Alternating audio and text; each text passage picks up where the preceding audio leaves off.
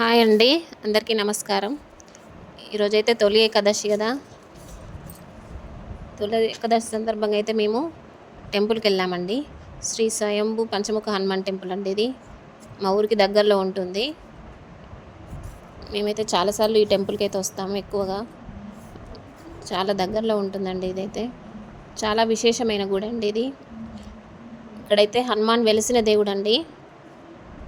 ఇక్కడైతే స్వామివారికి కల్లో వచ్చి హనుమాన్ పూజారి గారికి అయితే కలలో వచ్చి ఇక్కడైతే కట్టమని చెప్పారంట హనుమాన్.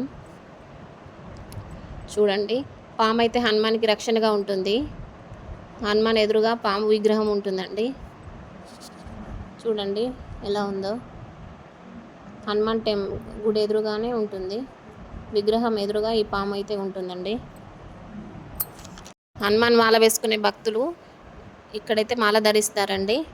చైత్రమాసం నుండి వైశాఖ మాసం వరకు అయితే భక్తి శ్రద్ధలతో పూజలు చేసుకొని ఇరుముడి కూడా ఇక్కడే అప్పచెప్తారు. ఇక్కడ ఇంకొక విశేషం కూడా ఉందండి. మనసులో కోరికలు నెరవేరుతాయా లేదా తెలుసుకునేందుకు అమ్మవారి విగ్రహం అయితే లేపి చూస్తారు.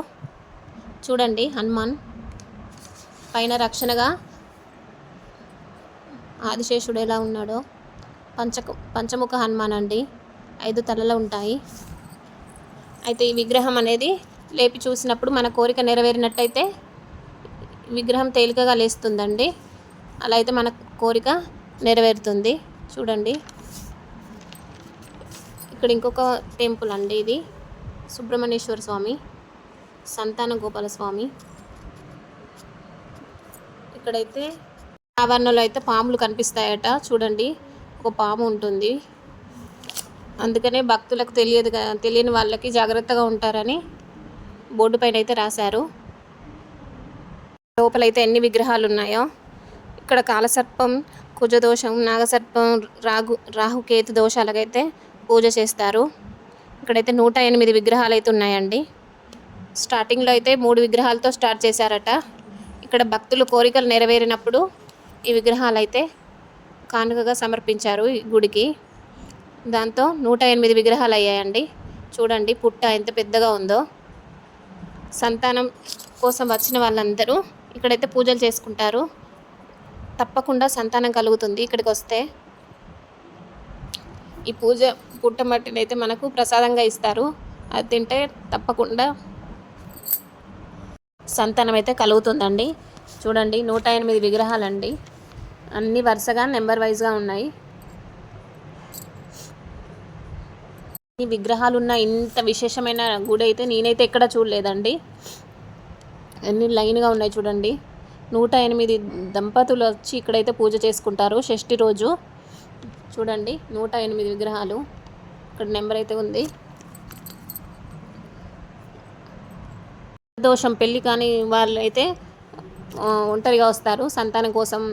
ఇంకా ఆర్థిక సమస్యలు కానీ, ఎలాంటి సమస్యలు ఉన్నా కానీ, వ్యాపార సమస్యలు, ఇంకా హెల్త్ ఇష్యూస్ ఉన్న వాళ్ళు కూడా ఇక్కడ వచ్చి పూజ చేసుకుంటారు. అందరికైతే ఇక్కడ కోరికలు తప్పకుండా నెరవేరుతాయి. ఇక్కడ ప్రతి నెల షష్ఠి రోజు అయితే ఇక్కడ పూజలు చేసుకుంటారండి. చూడండి, అమ్మవారు పూజకు వచ్చిన వాళ్ళైతే ఆ ఒక్కరోజైతే నియమం పాటించాలి. కొన్ని నియమాలు.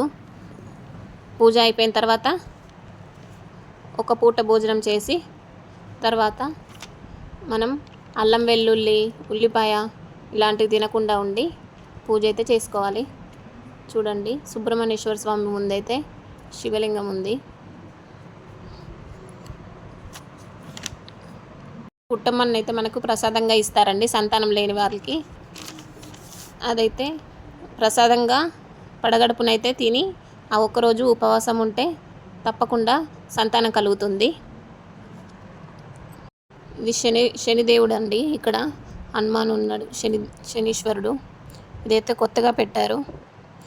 ఇక్కడ శనిత్రయోదశి రోజు చాలా పూజలు జరుగుతాయి. ఆయిల్తో అభిషేకాలు, నువ్వులతో ఇలా అన్ని పూజలు చేసుకుంటారు ఇక్కడికి వచ్చి. చాలా విశేషమైన గుడి అండి. అన్నీ ఒకే చోట ఉండడం అంటే చాలా గ్రేట్ కదా. చూడండి, టెంపుల్ ఆవరణ చుట్టుపక్కల ఎలా ఉందో. చాలా విశాలంగా ఉంటుంది గుడి మాత్రం.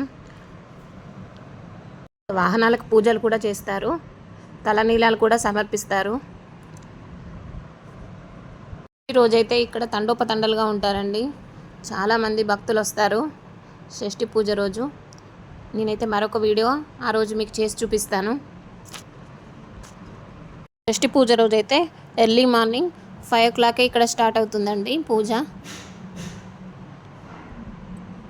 ముందైతే ఈ చిన్న ఇక్కడ ఉండేనండి గుడి, ఇప్పుడైతే చాలా పెద్దగా నిర్మించారు చూడండి. కనుక మీకు నచ్చినట్లయితే లైక్ చేయండి. Thanks for watching.